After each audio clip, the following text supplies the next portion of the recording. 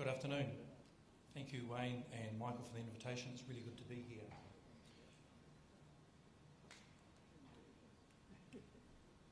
I'm going to start by providing some background to the New Zealand public transport context and why a different approach has been taken, then outline briefly how it was developed, and then look about what is different at the model that's been used in New Zealand, overview where we are at now with procurement, and then finish with the operator's view of, well, how has it been so far. To understand New Zealand procurement contracts and benchmarking, it's probably helpful to understand the context. And the context is the Public Transport Operating Model, or PTOM. And what is PTOM? It is an explicit planning, procurement and business development framework implemented through a series of legislative and operational changes.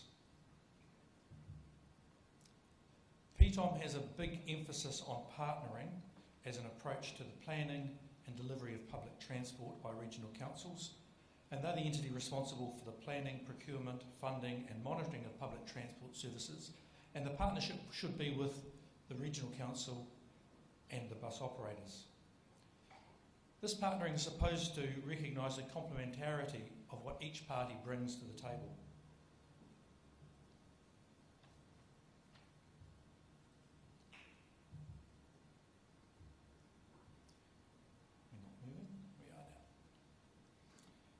So why was a different approach taken?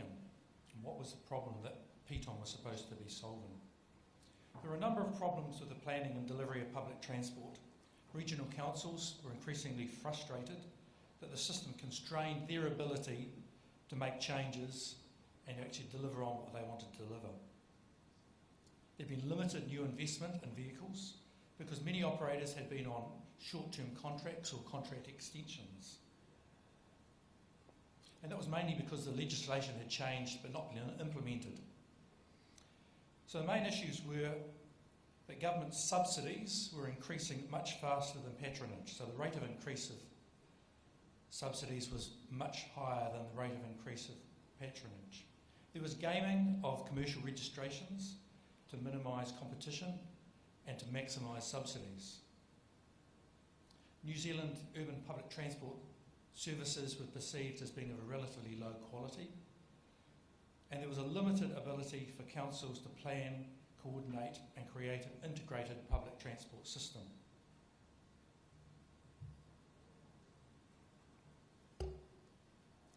Now, policy development is usually undertaken by government officials, defining the problem, deciding whether it's a problem that needs to be fixed, providing options to government, who will then decide to consult on which options, and usually with a preferred option. To fix public transport in New Zealand, a radically different approach was taken, effectively putting much of that consultation at the beginning of the process, sharing information and being unusually free and frank about what the government was looking to achieve. So operators, regional councils, the Ministry of Transport and the New Zealand Transport Agency worked through the issues in a series of meetings, discussions, workshops and presentations over a period of 2 years. It was almost a process of wearing everyone down. And this was very much about changing the relationships, understanding the other perspectives, agreeing exactly what the problems and challenges were, and then agreeing a way forward that would hopefully lead to better outcomes for everyone. The interesting thing about this process, that it raised the expectations that operators would continue to have a significant say in how public transport would be planned and delivered in the future. And out of this process, the public transport operating model emerged, and that was agreed as the way forward. So the two documents which enshrine the public transport operating model are the Land Transport Management Act, which sets the requirements for each regional council and their public transport plan, and the New Zealand Transport Agency's procurement manual. And regional councils follow that because they need to in order to get transport agencies matching funding. So the stated objectives of PTOM, so these are the high-level goals: They come from the legislation and from the procurement manual. And that's to grow public transport patronage with less reliance on subsidies, so there's a real strong commercial incentive. And to grow the commerciality of the public transport services and create incentives for services to become fully commercial, and to grow confidence that the services are priced efficiently and there is access to public transport markets for competitors. So the procurement manual requires bus contracts to be partnering contracts. These are supposed to be a form of relational contracts where both parties to the agreement are required to share both the risks and rewards from providing public transport services. Contracts are between the regional councils and the operators. The public transport network is divided into units, which are a route or a set of routes which are large enough to stand alone. And these can either be tendered or negotiated. And there is a separate sort of negotiated unit which has been called like for like, which have been allocated to the incumbents based on the commercial registrations they held under the previous legislation. And councils are also required to set KPIs and measure performance. Those are the Auckland KPIs, and each council sets its own KPIs and the level of the KPIs. So this makes any comparison of PT performance between regions very difficult. And one example of this is the current bus service punctuality measure in Auckland is far tighter than Wellington. They require buses to leave the origin at no more than 1 minute early or 5 minutes late, compared to Wellington, which permits services to go up to 5 minutes late and still be considered, 10 minutes late and still be considered on time. So bus operators' performance against KPIs within a region can be compared, and monthly KPIs are published, so results and performance between operators can easily be compared. So how are things progressing? There have been a number of positives from what's happening, and from a customer perspective, there's been significant improvement in the public transport offering, and there's more to come. So the PTOM model has enabled updated networks and additional services, rollout of integrated ticketing, better connections and transfers between services, simplified fare structures, and modes are more complementary and less competitive. So in terms of procurement, where are we at now? We're about midway through the implementation of new contracts. There has been some tendering, and the negotiation process for directly appointed units is beginning. Some smaller regions have tendered, with incumbents regaining contracts, and in other areas there have been some movement between incumbents. And Auckland, being the biggest market, has had the first of in Auckland, the final of 4 tender rounds has just been released. The first of the new contracts was implemented last month with new operators, and the second round have been awarded. The second round of contracts have been awarded and commenced in May.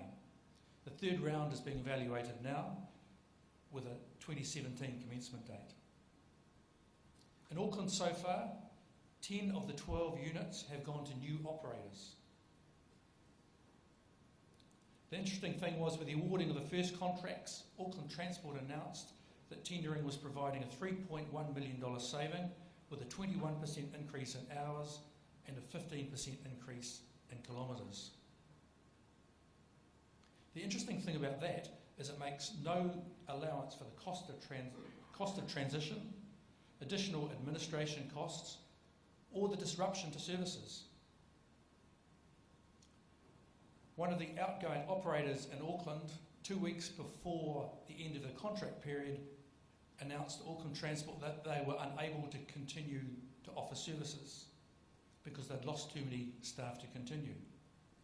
So despite everyone's best intentions, change is not always seamless.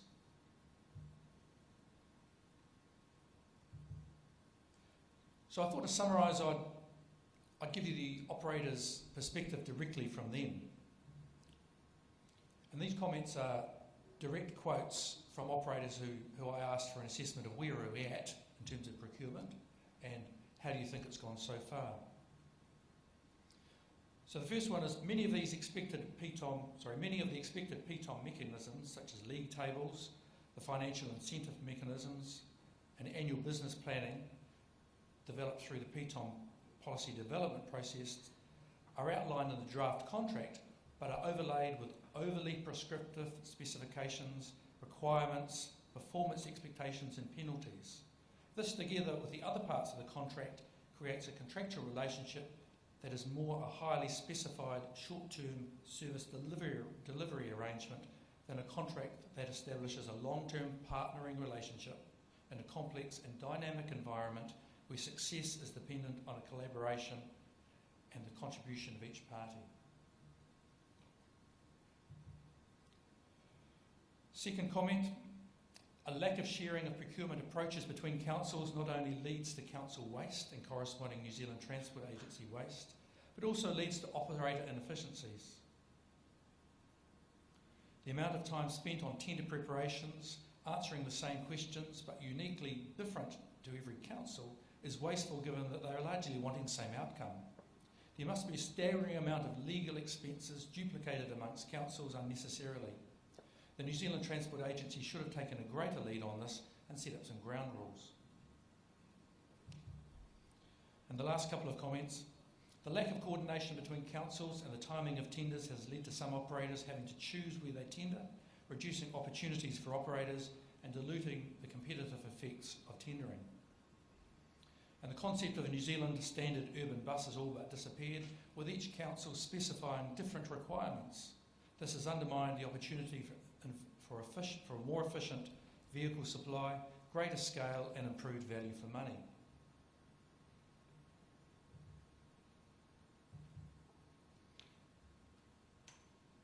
So in summary, the PTOM model has enabled better regional-wide planning and delivery. It's provided to operators greater long-term certainty with contracts generally between 9 and 12 years.